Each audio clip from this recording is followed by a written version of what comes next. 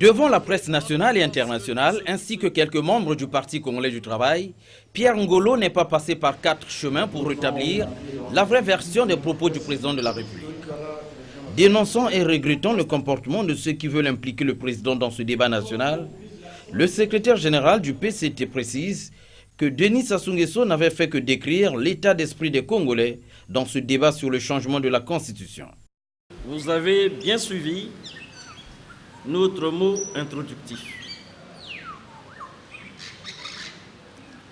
Le président de la République, en évoquant ces deux cas, veut mettre en évidence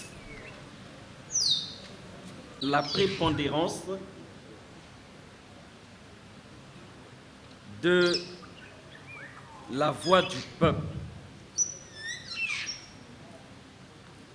Mais, enfin, nous sommes en démocratie. Qu'est-ce que c'est que la démocratie? C'est un système dans lequel bien, la décision revient au peuple. Le gouvernement est un gouvernement du peuple, par le peuple, pour le peuple. C'est le peuple qui investit les dirigeants. Les députés sont élus, les sénateurs sont élus, les conseillers sont élus, le chef de l'État est élu. Celui qui a la majorité a le pouvoir. Ces deux exemples sont pris pour prouver que là où le peuple veut, c'est sa volonté qui se fait. Même quand on a dit le mandat c'est 2 ans, si le peuple après constat pense que bon, le mandat devrait passer de 2 ans à 15 ans, c'est la volonté du peuple. Ce n'est pas l'individu qui s'impose, c'est la volonté du peuple. Et qu'il n'y a rien au-dessus du peuple. C'est ce que veulent dire ces deux exemples pris par le président. Mais à supposer que demain au Congo, la volonté majoritaire du peuple, c'est que la Constitution change. Mais la Constitution sera changée. Si c'est la volonté majoritaire du peuple, la Constitution sera changée.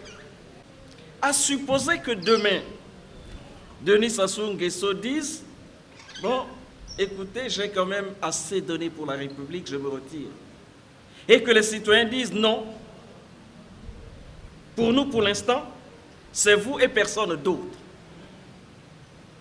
Mais si c'est la volonté du peuple, dites-nous, il y aura quel autre pouvoir pour mettre en cause l'opinion majoritairement exprimée du peuple, si tant est que l'opinion du peuple? C'est ce que ça veut dire. Nous sommes en démocratie. Il faut savoir ce que sont les principes de la démocratie. On va aux élections, c'est pour savoir qui recueille le maximum du suffrage. Celui qui recueille le maximum de suffrage, c'est celui qui est investi. Il n'y a pas une autre possibilité que celle-là. Donc, le débat que nous engageons est un débat superfétatoire, un débat superflu, un débat qui ne se justifie pas.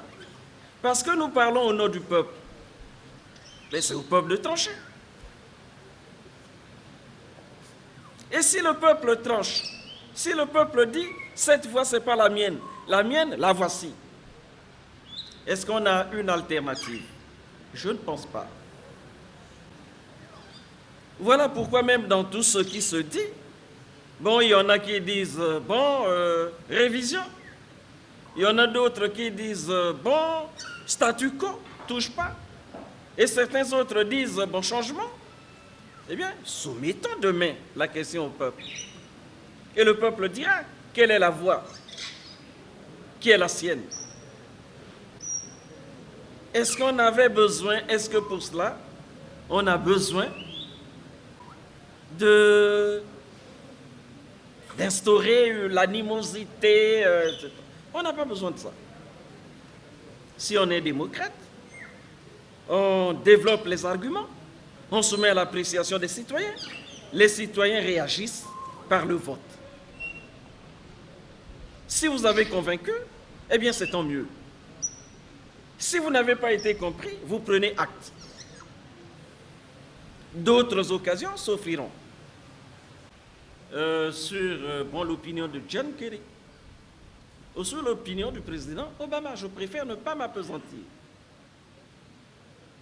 Parce que même là, j'ai suivi, mais ils donnent leur position de principe.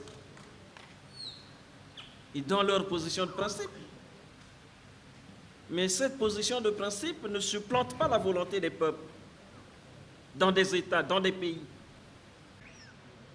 Bon, changement de la Constitution du 20 janvier 2002, certains de vos alliés, mais la parole est libre. Les alliés s'expriment. Ils n'ont pas besoin pour cela d'une injonction du Parti congolais du travail. Comme d'autres citoyens librement se sont exprimés. Quand vous organisez vos meetings là-bas, vous n'avez jamais consulté le secrétaire général du Parti congolais du travail. Et vous n'avez jamais vu le secrétaire général du Parti congolais du travail présider une activité dans laquelle il demande le changement de la Constitution. Mais vous vous exprimez en toute liberté. Vous vous exprimez en toute liberté. Parce que vous savez d'où vous êtes parti et où est-ce que vous êtes aujourd'hui et comment et pourquoi. Est-ce qu'aujourd'hui vous avez gagné quelque chose, oui ou non? Et en fonction de ces éléments, vous appréciez, vous prenez position. Mais je constate que majoritairement, les citoyens prennent l'option du changement de la Constitution. Moi, je constate. Mais ce n'est qu'un constat. C'est seul le référendum constitutionnel qui établit les véritables rapports de force.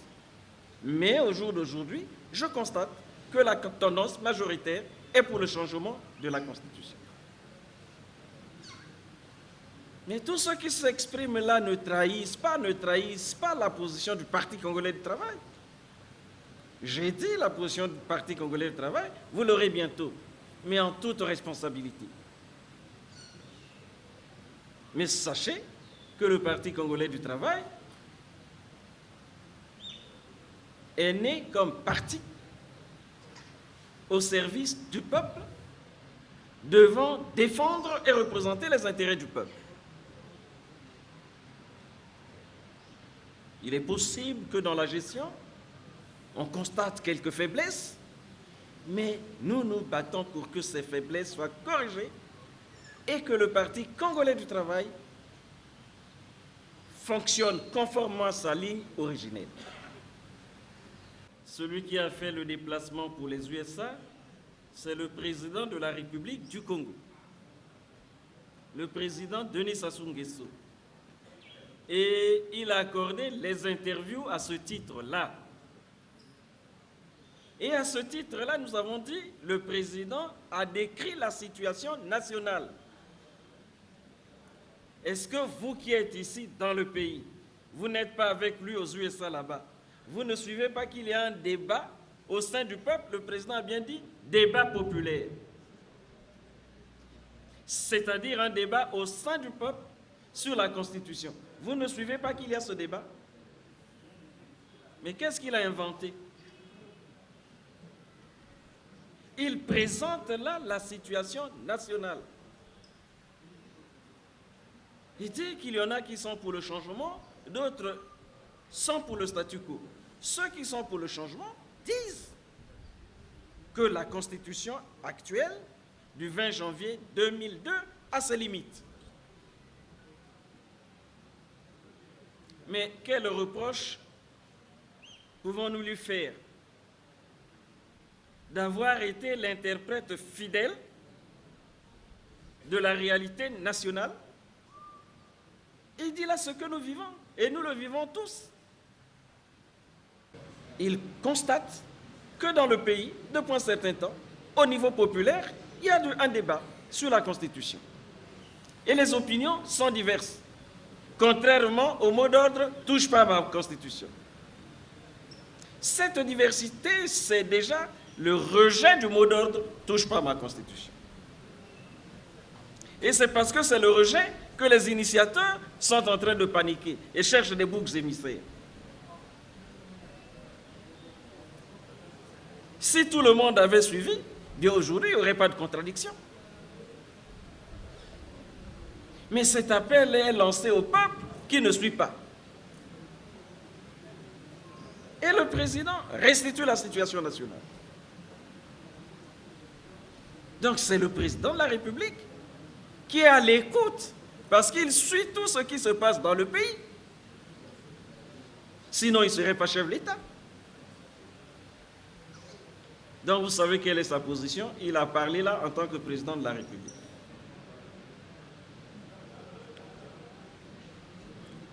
Bon, quant à la réaction du premier secrétaire de l'UPADES qui pense que le président de la République, par rapport à la situation en RCA, est un pyromane. Bon, mais est-ce que vous trouvez cette réaction responsable? Quand on sait comment le président de la République se dépense pour faire que la République centrafricaine, vous savez, la RCA, c'est le pays qui abrite la CEMAC. Le siège de la CEMAC est à Bangui. Mais aujourd'hui, le siège de la CEMAC est transféré à Libreville. Parce que la RCA aujourd'hui, disloquée, n'offre aucune garantie de sécurité. Et il n'y a quasiment plus d'État. Mais le président de la République, comme c'est un défenseur, mais un défenseur véritable, non seulement du panafricanisme, mais surtout de la promotion de la sous-région. C'est pour cela que dès son retour, il a 3 ans d'affilée assuré la présidence de la CEAC. Il a cumulé et la présidence de la CEAC et celle de la CEMAC. C'est lui qui aura relancé la CEAC en voyant lui, Sylvain Ngoma, comme secrétaire général de la CEAC. Comme il tient à la sous-région, la CEMAC et la CEAC, il ne peut pas être indifférent à la situation explosive qui est celle de la République centrafricaine. Et il fait les efforts inestimables. Et aujourd'hui, il est reconnu comme médiateur international de la crise en RCA. Ce n'était pas donné. Bon, pendant que les autres lui reconnaissent ces mérites-là, nous ici nous disons non, non, lui, bon, c'est etc. Est-ce sérieux? Moi, je sors de la réunion du Parlement CEMAC. Elle s'est tenue le 28 et le 29 juillet à Malabo. Cette réunion du bureau du Parlement CEMAC est sanctionnée par un appel sur la crise en RCA. Dans cet appel, on reconnaît les efforts du Congo et on salue les efforts déployés par le président pour obtenir ne fût-ce que le cessez-le-feu ici à Brazzaville.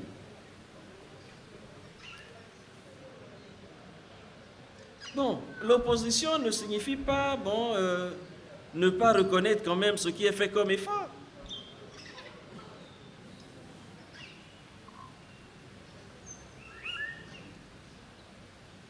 Donc je pense que je n'ai pas de commentaires supplémentaires à faire quant à cette position.